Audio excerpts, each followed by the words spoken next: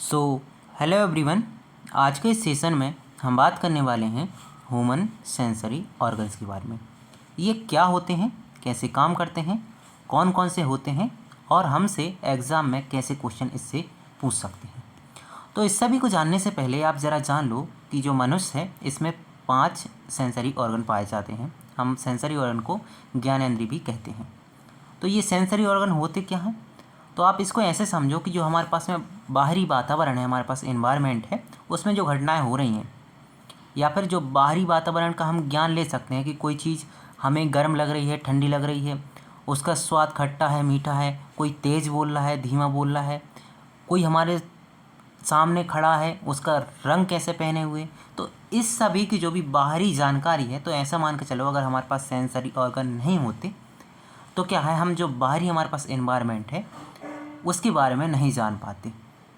तो sensory organ का पहला काम यही होता है कि जो हमारे पास में बाहरी एनवायरनमेंट है उसका हमें ज्ञान कराना, इसलिए इसे हम ज्ञानेंद्रिय भी बोल देते हैं। ठीक है, तो सीधी सिंपल बात यह है कि आपके पास कोई ऑर्गन होगा और उस ऑर्गन में रिसेप्टर होंगे, ये दोनों ही मिलकर सेंसरी सिस्टम का निर्माण करते हैं। ठीक है, अगर हम बात करें मनुष्य में, तो मनुष्य में 5 प्रकार के सेंसरी ऑर्गन पाए जाते हैं। ठीक है, कौन कौन से पाए जाते हैं? सबसे पहले हमारे पास में कौन है? आँख है। ठीक है, आँख से क्या करते हैं? आँख से हम देखते हैं कि हमारे पास जो बाहरी वातावरण है वहाँ पे क्या क्या है, कलर कौन सा है, उसका चेहरा कैसा है। तो ये सभी देखने के लिए हम किसका काम करते हैं? आँख का काम करते हैं। हमारे पास होते हैं कान। ठीक है, ईयर होते हैं। कान का काम होता है हमारे पास में जो बाहर हमारे पास में घटनाएं हो रही हैं उससे साउंड कैसा निकल रहा है, तो साउंड को सुनने के लिए हमें कान की ज़रूरत है। वैसे हमारे पास नाक होती है। नाक का काम होता है स्मेल, मतलब जो बाहर हमारे पास में वस्तु है वो उसकी स्मेल अच्छी है, ख़राब है, या फिर अलग अलग वस्तुओं की स्मेल अलग अलग होती है, तो वो ज्ञान कराने का काम करती है नोज, मतलब नाक कराती है। उसके बाद हमारे पास जीभ होती है। जीभ का काम होता है स्वाद लेके, टेस्ट लेके बताना कि कोई चीज़ मीठी है, खट्टी है, कड़वी है, कैसी है। वैसे हमारे पास स्किन होती है। स्किन से हम बहुत चीज़ें देखते हैं, जैसे कोई वस्तु नरम है, गर्म है, ठंडी है, तो ये सभी की जानकारी कौन प्रदान करता है? स्किन कराती है। तो हमारे पास 5 सेंसरी ऑर्गन हैं। इनको याद करने के लिए हमारे पास छोटी सी ट्रिक है, जैसे कान्हा जी आता, या फिर आप बोल सकते हो कान्हा जी आते हैं। तो का से याद रखना कान, ना से याद रखना नाक, जी से याद रखना जीभ, आ से रखना आँख, और जो ता है ता से याद रखना त्वचा। तो 5 आपके पास सेंसरी ऑर्गन आपको याद हो गए। अब हम क्या करेंगे? अब हम एक एक करके सेंसरी ऑर्गन को देखते हैं कि वो आखिर काम कैसे करते हैं और उनमें कौन कौन सी संरचना इंपॉर्टेंट है जहाँ से हमसे क्वेश्चन पूछ सकते हैं। ठीक है, तो सबसे पहले हम बात करते हैं आँख की। तो आँख का काम क्या होता है? आँख का काम होता है जो बाहरी वातावरण है उसको देखने का काम करता है। बाहरी वातावरण को देखने का काम करता है। अब वैसे तो हमारे पास में जो आँख है, वहाँ पे जो आँख है, अगर हम इसका स्ट्रक्चर देखें तो इसमें अंदर बहुत चीज़ें, संरचनाएँ ऐसी हैं जो हमें देखने को मिलती हैं। लेकिन उसमें से इम्पोर्टेंट अगर हम बात करें तो सबसे पहला आता है कॉर्निया। ये सबसे ऊपर होता है, ये सफ़ेद सफ़ेद भाग होता है आँख के। इसका काम होता है जो भी प्रकाश आ रहा है उसको रिफ्लेक्ट, परावर्तन करने का काम होता है। ठीक है, इसके बाद हम देखते हैं आइरिस, जो आप यहाँ पे बीच में देख रहे हो ना, ये जो आप पूरा भाग देख रहे हो, इसे हम बोलते हैं आइरिस। क्या बोलते हैं? आइरिस बोलते हैं। आइरिस काम करती है कंट्रोल और प्यूपिल। यहाँ पे जो बीच में आप काला काला भाग देख रहे हो ये प्यूपिल है और इसको कंट्रोल करने का काम करती है कौन? आइरिस। मतलब प्यूपिल छोटी होगी या फिर बड़ी होगी, इसका छोटे और बड़े करने का काम कौन करती है? आइरिस करती है। और जो प्यूपिल होती है इसी में से प्रकाश इंटर करता है, या फिर हम बोल सकते हैं जो भी चीज़ हम देख रहे हैं वो इसके प्यूपिल के अंदर से इंटर करती है। ठीक है, अब प्यूपिल के बाद में हम अंदर देखेंगे, यहाँ पे हमारे पास लेंस पाए जा रहे हैं। अब लेंस के जस्ट सब पीछे देखें हम यहाँ पे, तो ये हमारे पास पाई जा रही है रेटिना। क्या पाई जा रही है? रेटिना। रेटिना का काम होता है कोई भी अगर वस्तु को हम देख रहे हैं तो उसका जो प्रतिबिंब बनेगा वो कहाँ पे बनता है? रेटिना पे बनता है, और रेटिना से ही हमारे पास मस्तिष्क में पहुँचता है। ठीक है, अब जो रेटिना होती है, रेटिना के पास हमारे पास में कई प्रकार की सेल्स पाई जाती हैं। 2 प्रकार की हम सेल्स मेनली यहाँ पे देखते हैं, एक को बोलते हैं रॉड सेल और एक को बोलते हैं कॉन सेल। मतलब एक को बोलते हैं छड़ कोशिका और दूसरी को बोल सकते हैं हम जो कॉन कोशिका, मतलब कॉन के शेप की होती है।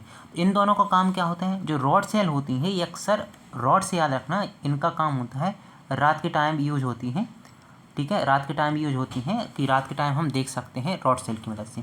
और जो कॉन सेल होती हैं इनका काम होता है जो भी हम रंग देख रहे हैं, रंगों के लिए देखने का काम कौन करती है? कॉन सेल करती हैं। अगर हमारे पास में रंग देखने की क्षमता में कमी आ रही, समझो कि आपके पास कॉन्स की जो कोशिका है उनकी कमी है, तो यहाँ से आपके पास कलर ब्लाइंडनेस हो सकती है, किससे?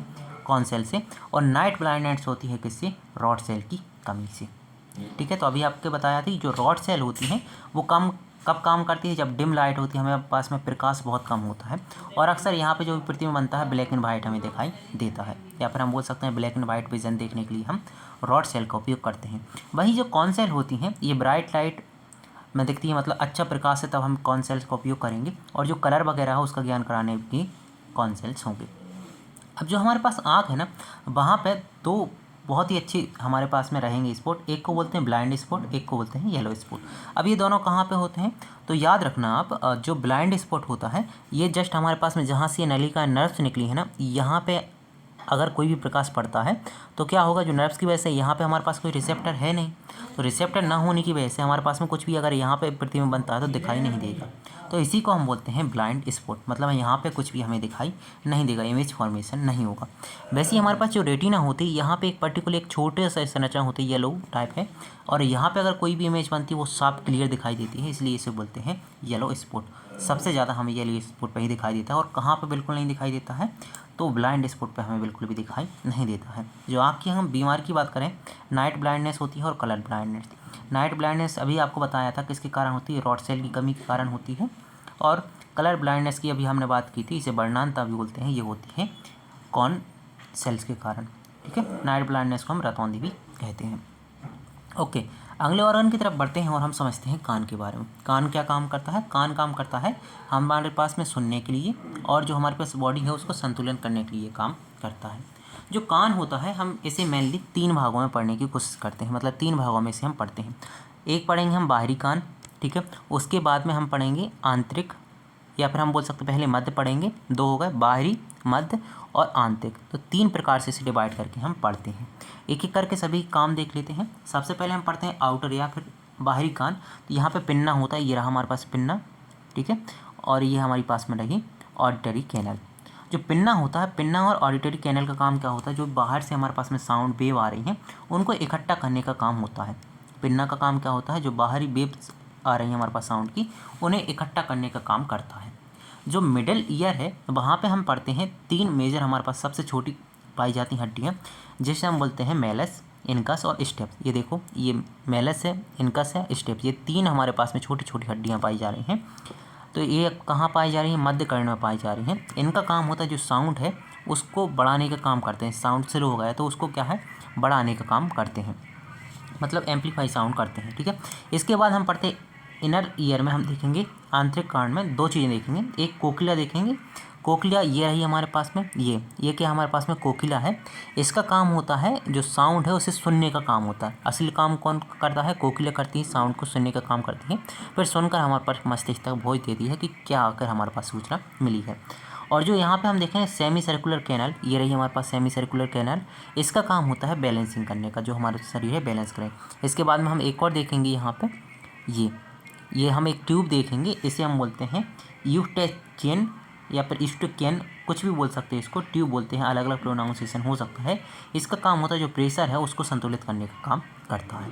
ठीक है, और यहाँ से अलग से आपसे क्वेश्चन नहीं पूछ सकता, बस आपसे सभी के काम पूछ हो सकता है, कोकिला का काम पूछ ले, हो सकता है सेमी सर्कुलर कैनाल का काम पूछ ले। ठीक है, तो आपको काम याद रखना है। इसके बाद करते हैं हम नाक की। तो जो नाक होते हैं इसका काम होता है मेनली क्या? जो सूंघ कर पता लगाना कि आखिर कोई वस्तु की स्मेल कैसी आ रही है। तो यहाँ पे हमारे पास में क्या होते हैं? ऑल फैक्टर रिसेप्टर पाए जाते हैं। रिसेप्टर का मतलब होता है बाहरी सूचना को ग्रहण करने वाले। तो वो क्या करें? डिटेक्ट करते हैं स्मेल मॉलिक्यूल्स होते हैं, उनको स्मेल जो मॉलिक्यूल्स होते हैं उनकी स्मेल को डिटेक्ट करते हैं। तो अगर हम बात करें तो एक बात और याद रखना यहाँ पे इम्पोर्टेंट रहेगी, जो हम स्मेल है और टेस्ट है, स्मेल और टेस्ट मिलकर ही हम किसी फ्लेवर को बता कर सकते हैं। जैसे कभी आपको कोल्ड हुआ हो, सर्दी हुई हो, तो आप देखते हो कि आपकी नाक बंद हो जाती है सर्दी की वजह से, तो आपको ज़्यादा टेस्ट नहीं आता किसी भी चीज़ का। क्यों नहीं आता? क्योंकि जब आप स्मेल लोगे, ठीक है, स्मेल लोगे, और जब आप जो आपकी टंग है, जीभ है, उससे आप टेस्ट लोगे, तभी जाके आपके पास में फ्लेवर का पता चलेगा कि आखिर फ्लेवर है कौन सा। बिना टेस्ट और स्मेल के एक चीज़ भी अगर गायब है तो आपके पास फ्लेवर का आप अच्छे से नहीं बता सकते कि फ्लेवर है किसी का। इसलिए जब भी हमें सर्दी जुकाम होता है तो हमारी पास नाक बंद हो जाती है, ठीक है। अब हम स्मेल नहीं ले पा रहे हैं तो केवल हम टेस्ट के बेस पे फ्लेवर का स्वाद अच्छे से नहीं बता पाते हैं कि आखिर फ्लेवर है कैसा, ठीक है। ओके, इसके बाद हम पढ़ते हैं जीभ के बारे में। जीभ का काम होता है जो भी बाहरी वातावरण है, वहाँ जो भी हम वस्तु खाते हैं उसके स्वाद के बारे में बताती है, आखिर स्वाद है कैसा। तो ये मेनली अगर हम बात करें तो ये केवल 4 प्रकार के स्वाद बताती है। कौन कौन से बताती है? मीठा, नमकीन, खट्टा और कड़वा। ये 4 प्रकार की ही बताती है। अगर हम बात करें तीखा, कि आप बोलते तीखा भी तो हमें लगता है मिर्ची लगती है, तो ये तीखा वगैरह कोई स्वाद होता ही नहीं है। स्वाद केवल 4 प्रकार के होते हैं। कौन कौन से होते हैं? मीठा, नमकीन, खट्टा और कड़वा। तीखा कुछ नहीं है होता हमारे पास में। जो जीभ है, तीखा में क्या होता है, जो भी मिर्ची वगैरह होती है उसमें ऐसे हमारे पास में मॉलिक्यूल्स पाए जाते हैं जो हमारे पास यहाँ पे जलन या फिर हम बोल सकते हैं यहाँ पे दर्द महसूस करते हैं, उसी की मदद से हमें लगता है कि हमें टेस्ट आ रहा है, बाकी टेस्ट वगैरह उसमें नहीं होता। टेस्ट हम मेनली पढ़ते हैं मीठा, नमकीन, खट्टा और कड़वा। तो यहाँ से आपसे पूछ सकता है कि ज़रा आप ये बताइए कौन सा स्वाद जीभ के किस भाग पे आता है। तो आप बोलना जो सबसे ऊपरी भाग होता है या फिर सबसे आगे का भाग होता है, यहाँ पे हमें टेस्ट होता है मीठा। कैसा होता है? मीठा। स्वीट का स्वाद आता है सबसे आगे का। जब आप आइसक्रीम खाते हैं तो क्या है, सबसे पहले आप ऊपरी वाले हिस्से से ही खाते हैं ज़्यादातर लोग। क्यों? क्योंकि मीठा स्वाद चाहिए उनको। जस्ट हम पीछे देखेंगे तो पीछे हमारे पास में बेटर स्वाद आता है, मतलब जो कड़वा स्वाद है। जब भी आप कड़वी दवा पीते हैं तो अक्सर आपको पीछे जाके लगती है आपको, ये भाई क्या हो गया। तो ये क्या है, कड़वा स्वाद कहाँ पे आता है? पीछे।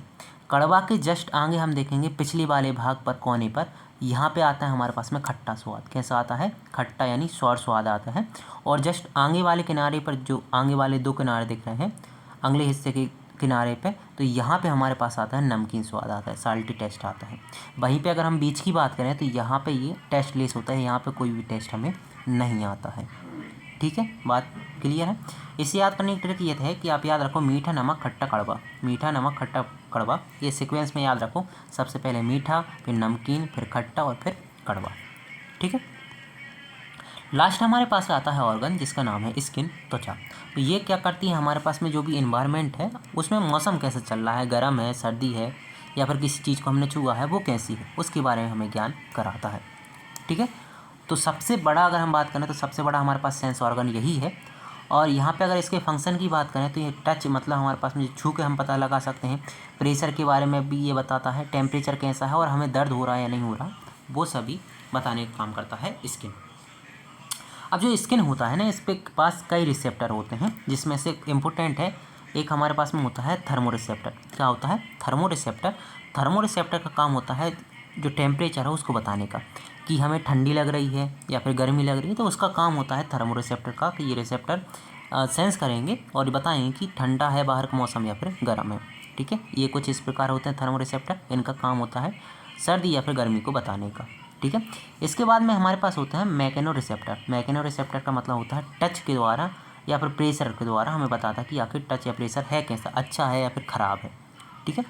नोसिसेप्टर होता है एक हमारे पास में रिसेप्टर। इसका काम होता है पेन को बताने का। पेन, जैसे पिन से याद रखो आप, जो पिन होता है ना, सेफ्टी पिन होता है, सेफ्टी पिन अगर किसी के अंदर चला जाए तो उसको दर्द होता है, तो पिन से याद रखना पेन का। मतलब नोसी रिसेप्टर क्या काम करता है? पेन को डिटेक्ट करने का काम करता है, पेन हो रहा है या फिर नहीं हो रहा है, ठीक है। बात क्लियर है? तो ये अधिकतर जो हमारे पास में पाए जाते हैं, जो रिसेप्टर पाए जाते हैं डर्मिस लेयर में पाए जाते हैं। 3 लेयर हमारे पास, एपिडर्मिस, डर्मिस और हाइपोडर्मिस। हाइपोडर्मिस सबसे अंदर होती है, जो डर्मिस लेयर होती है बीच में होती है, तो यहीं पे ज़्यादातर हमारे पास में रिसेप्टर पाए जाते हैं। यहाँ पे एक और बात याद रखना, आपसे अक्सर क्वेश्चन में पूछ लेता है, जो फोटो रिसेप्टर होता है, फोटो रिसेप्टर ये कहाँ पे पाया जाता है। तो अक्सर बच्चे क्या करते हैं, फोटो रिसेप्टर को भी रिसेप्टर नाम सुना और सोचा चलो फोटो रिसेप्टर है, रिसेप्टर होता है, रिसेप्टर अक्सर कहाँ पाए जाते हैं? स्किन में। तो ये आपके पास गलत हो जाएगा। फोटो रिसेप्टर पाया जाता है हमारे पास में आई में, जो आँखें होती हैं वहाँ पे फोटो रिसेप्टर पाया जाता है। फोटो रिसेप्टर कभी भी स्किन में नहीं पाया जाता, ठीक है। मेनली यहाँ से 3 ही पूछ सकते हैं, थर्मो रिसेप्टर, मैकेनो रिसेप्टर और नॉइस रिसेप्टर। मैकेनो मतलब मैकेनिकल, हम कैसे करते हैं, टच कर सकते हैं, प्रेशर कर सकते हैं। नॉइस से मतलब नॉइस सेप्टर, नॉइसी सेप्टर या नोसी सेप्टर बोल सकते हैं। सो इसका काम होता है पेन को डिटेक्ट करना, ठीक है। ओके, जैसे यहाँ पे एमसीक्यू पूछे गए थे कुछ, जैसे कलर ब्लाइंडनेस किसकी कमी से होता है, तो आप बोलना जो कौन सेल से होती है उसकी कमी से होता है। बैलेंस बनाने के लिए भाग कौन सा होता है, तो बोलना सेमी कैनाल होता है। ठीक है। जीभ का कौन सा भाग सबसे कम सेंसिटिव होता है? बोला सेंटर वाला, क्योंकि यहाँ पे स्वाद आता ही नहीं है, मतलब सेंसर यहाँ पे नहीं है। ठीक है।